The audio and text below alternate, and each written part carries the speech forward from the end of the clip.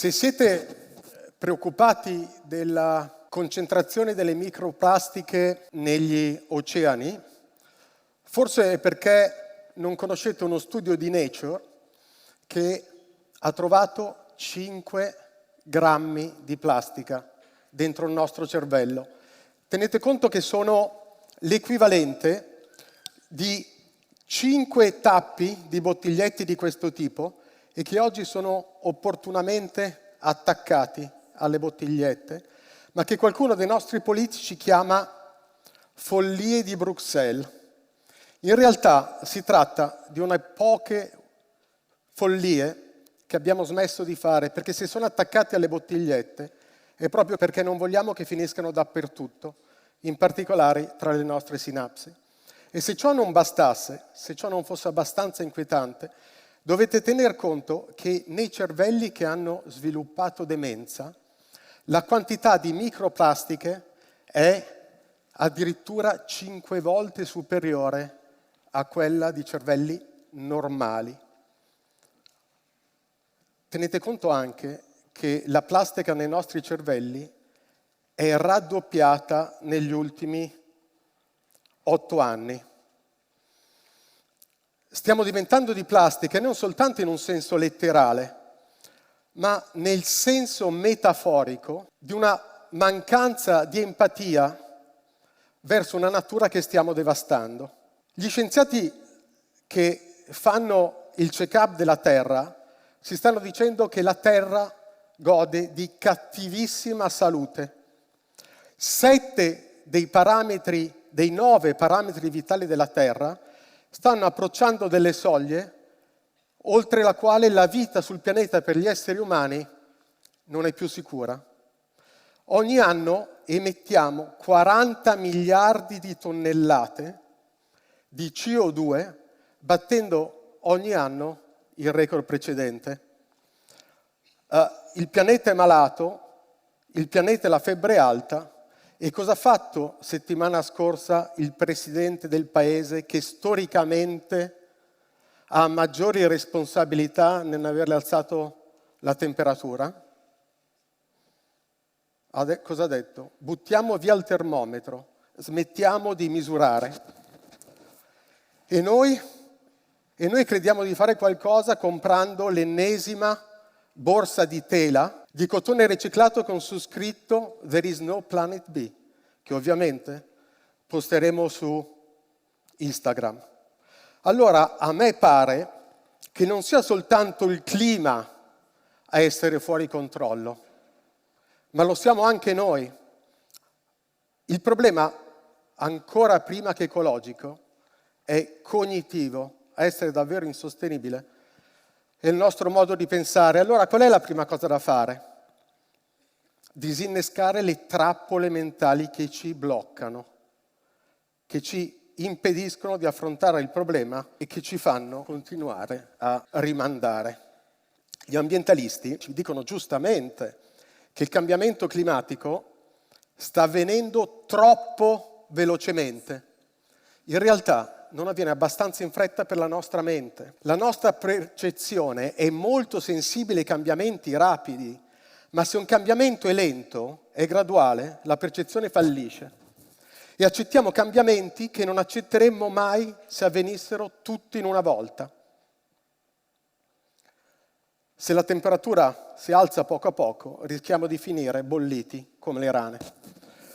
Questo in ecologia si chiama sindrome del cambiamento dei parametri di riferimento. Immaginate di poter abbracciare una prospettiva di 100 anni in un istante, come fa questo video.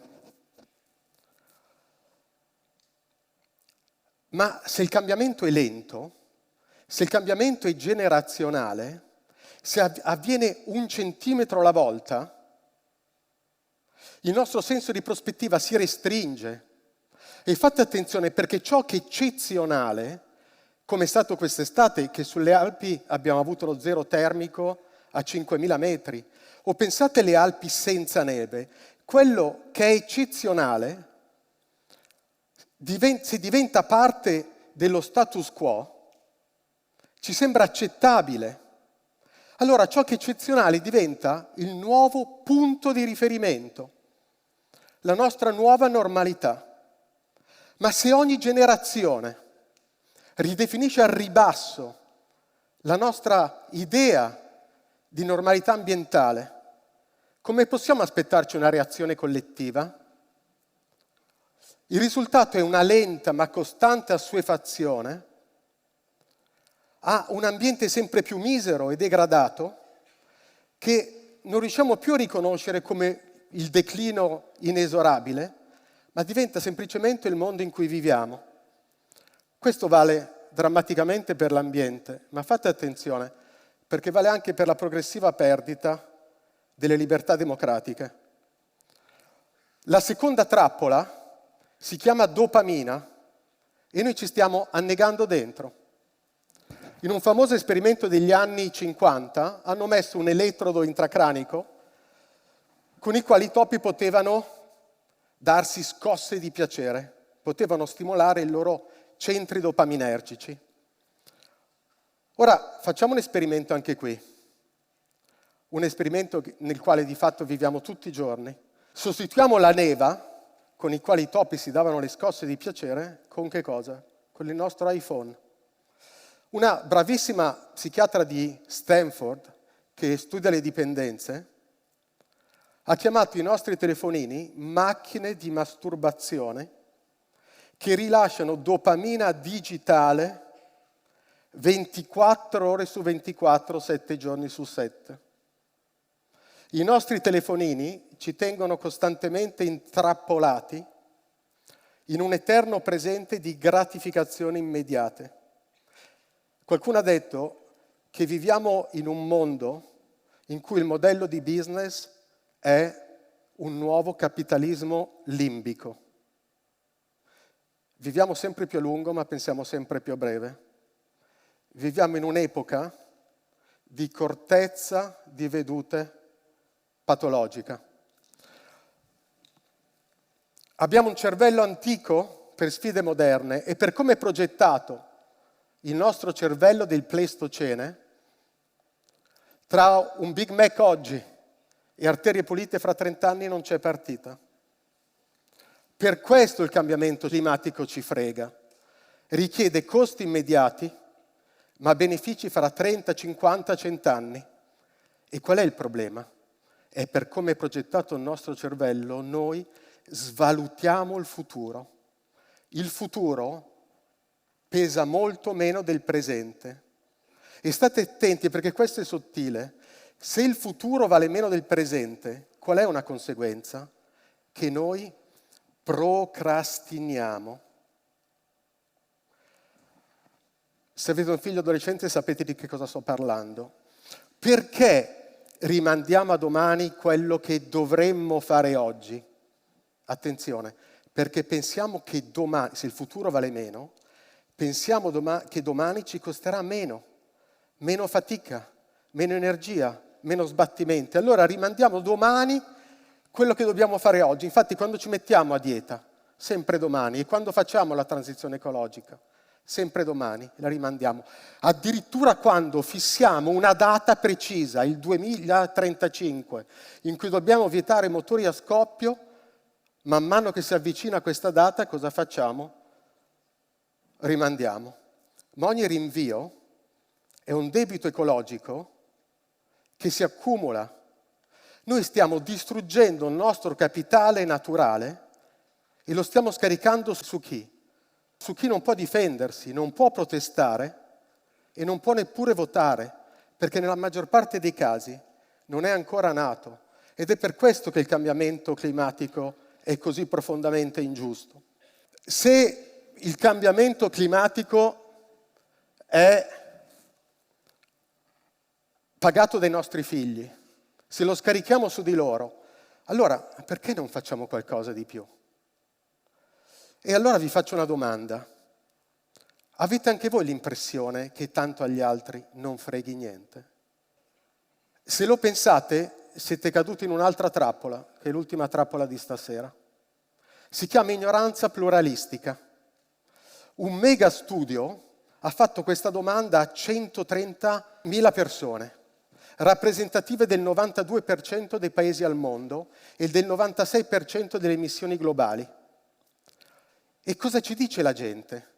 La gente ci dice che l'89% vuole che i governi facciano di più, l'86% vuole che le persone facciano di più, il 69% addirittura è disposto a rinunciare a una parte del proprio reddito pur di fare qualcosa per il cambiamento climatico.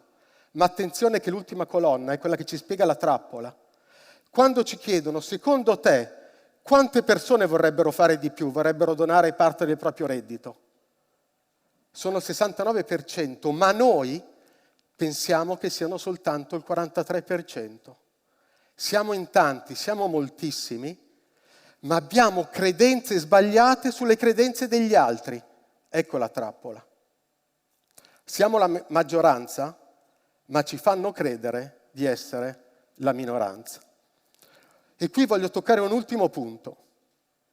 Se siamo la maggioranza, allora perché il negazionismo è così efficace?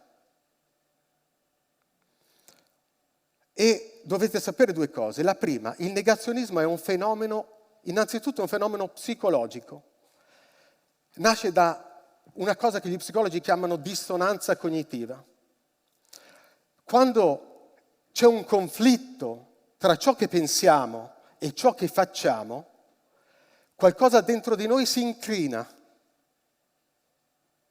Riconoscere che siamo noi la causa del problema, che il cambiamento climatico è di origine antropica, che è causato da noi, è una ferita narcisistica per qualcuno troppo difficile da accettare. Per il Presidente degli Stati Uniti addirittura impossibile. A questo punto abbiamo due possibilità. O cambiamo il modo di comportarci, e sapete che è molto faticoso, oppure cambiamo narrazione. Ed è per questo che buttare via il termometro è così seducente. Ma attenzione, perché il negazionismo climatico è anche politico ed è la strategia che utilizzano le lobby dei combustibili fossili. E qual è la loro strategia? Qual è la loro tattica? Dare alla disinformazione la parvenza di un dibattito scientifico. È il regno del cinismo. Se la scienza non può darvi certezze assolute, allora trasformatele in un'opinione come le altre. Anche perché, a loro vantaggio, gioca il noto bullshit asymmetry principle, che sono sicuro conoscerete bene, o se no l'avrete sperimentato sulle vostre pelle andando in giro sui social network. L'energia che ci vuole a smontare una stronzata è infinitamente maggiore a quello che ci vuole a spararla. Nel nuovo ecosistema disinformativo non ci viene negato l'accesso ai fatti, ci viene reso impossibile distinguerli dal rumore. Oggi non si censura come nei regimi del passato, si confonde. La verità è a tal punto annacquata in un oceano di narrazioni contraddittorie che diventa impossibile distinguerle dalla menzogna. Ora, a questo punto abbiamo due possibilità. La prima, non ci fidiamo della scienza. Esitiamo, rimandiamo, utilizziamo il dubbio e l'incertezza per fare che cosa? Per continuare a rimandare. Ma se la scienza ha ragione, e tutto lascia pensare che ce l'abbia, ci troveremo con un clima sempre più instabile.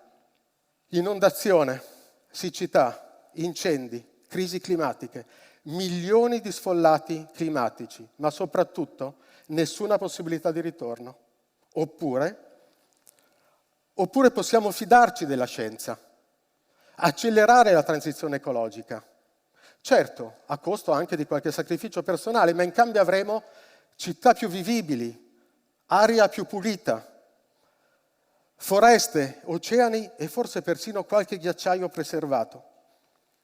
E se dovessimo scoprire che la scienza ha un po' esagerato, avremo salvato il pianeta per errore. Grazie.